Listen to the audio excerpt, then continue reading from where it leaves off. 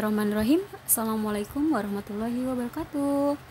Apa kabar semua? Sehat ya? Mudah-mudahan kalian tetap semangat di pagi hari ini. Nah, untuk materi hari ini yaitu masih dengan mengenal pertumbuhan dan perkembangan manusia. Pembelajaran kedua, tematik 1, kelas 3, subtema 2 bersama Ustazah ya. Materi hari ini Ustazah akan menjelaskan yaitu tentang wawancara, tentang sikap adil dan beradab, yang ketiga tentang olahraga ya. Nanti kalian simak ya. Ayo dimulai wawancara. Wawancara adalah suatu bentuk komunikasi lisan yang dilakukan secara struktur oleh dua orang atau lebih, baik secara langsung maupun jarak jauh, untuk membahas dan menggali informasi tertentu guna mencapai tujuan tertentu pula. Ya. Yang kedua, nih di sini ada jenis wawancara. Wawancara itu ada tiga jenis. Yang pertama wawancara bebas, wawancara terpimpin, wawancara bebas terpimpin. Nah, di sini nanti Ustazah jelaskan satu persatu ya, solid dan solihat, kalian simak. Nah, yang pertama wawancara bebas. Apa sih wawancara bebas itu? Wawancara bebas, dalam wawancara bebas, pewawancara bebas menanyakan apa saja kepada responden atau narasumber, namun harus diperhatikan bahwa pertanyaan itu berhubungan dengan data-data yang diinginkan. Jika tidak, hati-hati. Kadang-kadang arah pertanyaan tidak terkendali. Kalian harus benar-benar memiliki data dan pertanyaan ya yang berhubungan dengan wawancara kalian. Jangan sampai responden atau narasumber menjawab pertanyaan tidak sesuai dengan pembahasan kalian ya. Selanjutnya, wawancara terpimpin. Apa sih wawancara terpimpin? Nah, wawancara terpimpin ini pewawancara sudah dibekali dengan daftar pertanyaan yang lengkap dan terinci. Itu penting ya, harus memiliki daftar pertanyaan yang lengkap dan terinci agar sesuai dengan pertanyaan kalian dan nanti jawabannya juga pun harus sesuai. Yang selanjutnya, yang ketiga, wawancara bebas terpimpin. Nah, kalau wawancara bebas terpimpin itu bisa mencangkup yang pertama dan yang kedua.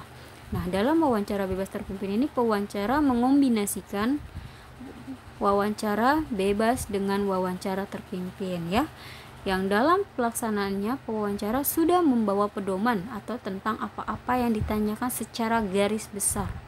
Jadi kalian ini akan mempertanyakan yang benar-benar ingin kalian tanyakan, yang garis besarnya, misalkan tentang virus corona. Nah, itu kan garis besarnya tentang virus corona. Jadi kalian harus mempertanyakan tentang corona ini apa sih? Kenapa adanya corona? Kenapa virus corona ini tidak hilang-hilang? Nah, seperti itu ya. Selanjutnya di sini ada sikap-sikap yang harus dimiliki pewawancara. Saat melakukan wawancara, pewawancara harus dapat menciptakan suasana agar tidak kaku, sehingga responden atau narasumber mau menjawab pertanyaan-pertanyaan yang diajukan. Nah, itu harus memiliki sikap-sikap ya yang harus dimiliki. Nah, di sini nanti Ustazah akan menjelaskan sikap-sikapnya apa aja. Nah, di sini ada netral. Netral yang artinya itu pewawancara tidak berkomentar untuk tidak setuju terhadap informasi yang diutarakan oleh responden atau narasumber. Karena tugasnya adalah merekam seluruh keterangan dari responden, baik yang menyenangkan atau tidak. Jadi seorang wawancara itu atau wartawan tidak boleh berkomentar atau mengganti topik karena harus sesuai yang sudah dipertanyakan. Jadi harus mendengarkan dan harus cuma cukup merekam aja ya seorang wawancara. Yang kedua ini ramah. Pewawancara itu harus memiliki atau menciptakan suasana yang mampu menarik minat responden. Kalian itu harus ramah. Kalau kalian galak, kalian jutek, pewawancara atau responden segan gak? Atau males gak? Pasti males, karena kitanya tidak ramah, itu tidak baik ya. Adil. Adil artinya pewawancara harus bisa memperlakukan semua responden atau narasumber dengan sama. Pewawancara harus tetap hormat dan sopan kepada semua responden bagaimanapun keberadaannya. Ingat ya, harus adil, sopan santun terhadap pewawancara. Hindari ketegangan. Nah, pewawancara harus mampu mengendalikan situasi dan pembicaraan agar terarah. Jadi, kalian harus memberikan topik yang sesuai ya, pertanyaan yang sesuai agar terarah. Nah, di sini ada syarat wawancara. Ada 3 nih ya syarat wawancara. Yang pertama, ada pewawancara atau wartawan. Ingat.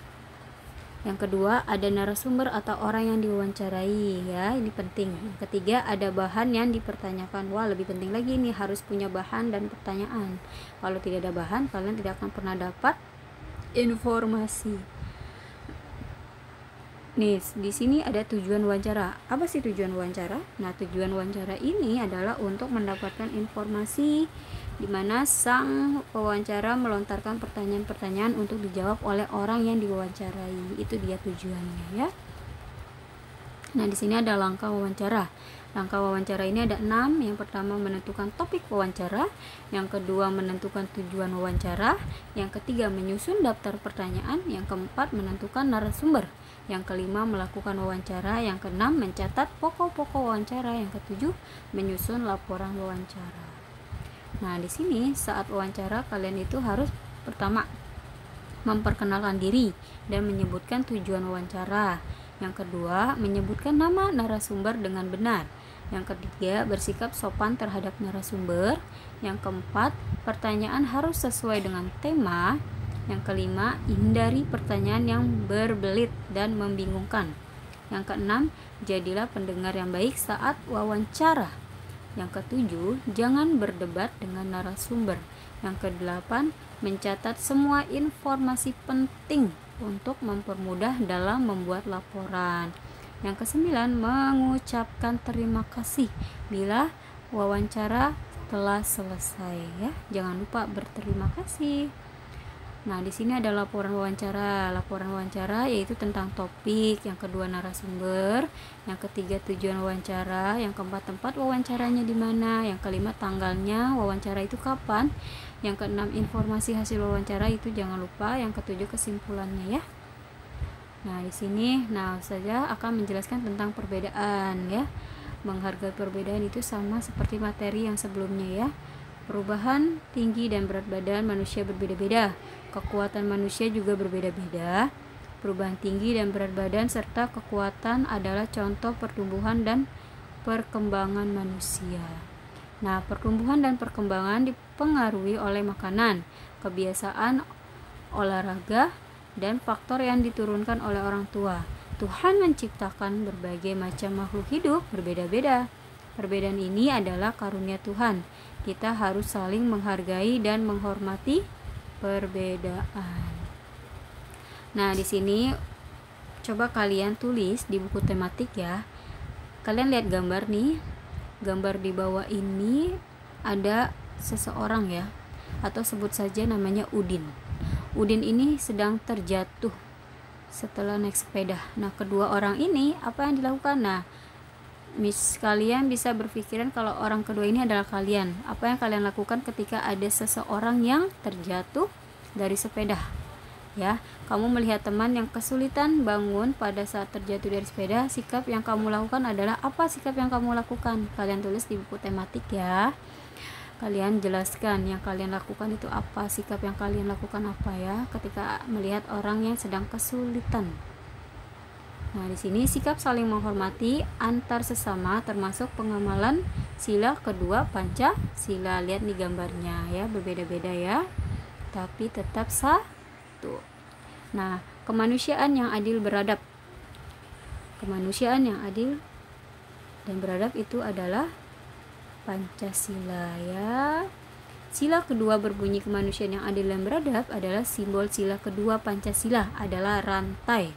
Lambang ini menunjukkan bahwa bangsa Indonesia sangat menjunjung tinggi nilai-nilai kemanusiaan, saling menghormati, saling menyayangi, dan juga memperlakukan manusia lainnya dengan baik. itu penting ya, harus memperlakukan manusia dengan baik meskipun berbeda-beda ya. Itu adalah simbol sila kedua. Kalian jangan lupa ya. Gerak dasar dalam pendidikan jasmani. Kenapa sih langsung masuk ke pendidikan jasmani? Karena materinya di sini masuk dengan olahraga ya, tentang gerak dasar olahraga. Nah, Ustazah akan menjelaskan tentang gerak dasar dalam pendidikan jasmani. Ruang lingkup pendidikan jasmani adalah pembentukan gerak yang meliputi keinginan untuk bergerak, menghayati ruang waktu dan bentuk termasuk perasaan irama, mengenal kemungkinan gerak diri sendiri, memiliki keyakinan gerak dan perasaan sikap atau kinestetik, serta memperkaya kemampuan gerak. Nah, saya akan menjelaskan nih apa-apa aja sih gerak dasar dalam olahraga biar kalian tahu ya. Yang pertama itu ada 3 gerak dasar dalam olahraga. Yang pertama, kemampuan lokomotor, pasti kalian sudah pernah dengar ya, lokomotor. Yang kedua itu kemampuan non lokomotor. Yang ketiga itu kemampuan manipulatif. Nah, dari ketiga ini nanti akan Ustazah jelaskan apa sih kemampuan lokomotor, apa sih kemampuan non lokomotor, apa sih manipulatif ya. Nanti akan Ustazah jelaskan. Nih di sini Ustazah jelaskan tentang kemampuan lokomotor. Kemampuan lokomotor digunakan untuk memindahkan tubuh dari satu tubuh ke tempat yang lain atau untuk mengangkat tubuh ke atas seperti lompat atau loncat. Nah, lihat ya gambar di samping, ada orang yang sedang lompat atau loncat. Yang kedua itu kemampuan non lokomotor. Kemampuan non lokomotor dilakukan di tempat tanpa ada ruang gerak yang memadai, seperti menekuk, merenggang, mendorong dan menarik. Nah, ini seperti ini ya, di samping dia sedang melempar bola. Itu kan seperti satu ruangan doang ya, tidak melebihi. Yang ketiga ini tentang kemampuan manipulatif. Apa sih kemampuan manipulatif? Nah, kemampuan manipulatif dikembangkan ketika anak tengah menguasai macam-macam objek. Kemampuan manipulatif lebih banyak melibatkan tangan dan kaki, tetapi bagian tubuh yang lain juga dapat digunakan. Nah, lihat gambar di samping ini ya, mereka sedang bermain basket dan menggunakan tangannya dan kakinya maju. Lihat ya, jelas kan? Nah, udah, materi hari ini cukup sampai di sini, yaitu tentang wawancara, tentang adil dan beradab ya, itu dalam sila kedua Pancasila ya. Yang ketiga itu tentang gerakan pada olahraga, yaitu ada 3. Ingat ada 3. Apa aja? Yang pertama lokomotor, yang kedua non lokomotor, yang ketiga manipulatif. Kalian harus ingat ya. Nah, cukup di sini penjelasan dari Ustazah. Jika kalian tidak paham, kalian bisa bertanya dengan Ustazah ya. Wassalamualaikum warahmatullahi wabarakatuh. Terima kasih.